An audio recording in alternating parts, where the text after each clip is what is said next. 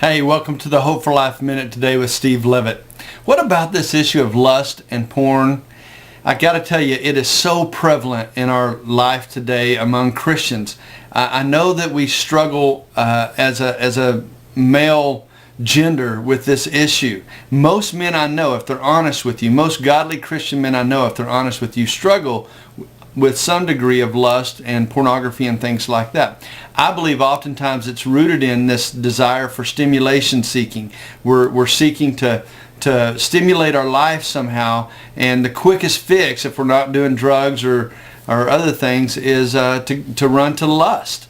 And it destroys everything about us. I encourage you men to battle off this issue of lust and pornography. It is destructive in every way. Scripture says it's like honey that goes down sweet, but in the end sours your stomach. It's destructive, and it's going to destroy so many areas of your life. I encourage you to do something about this issue of lust, which leads to pornography and things like that. Ladies, by the way, you're not off the hook here.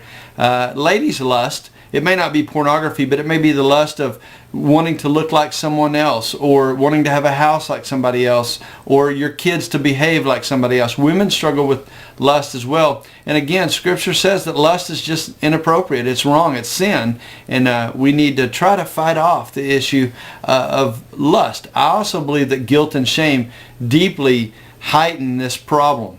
Guilt and shame, where you lust, you do something wrong, it gets on you, and you just continue to try to get rid of the feelings.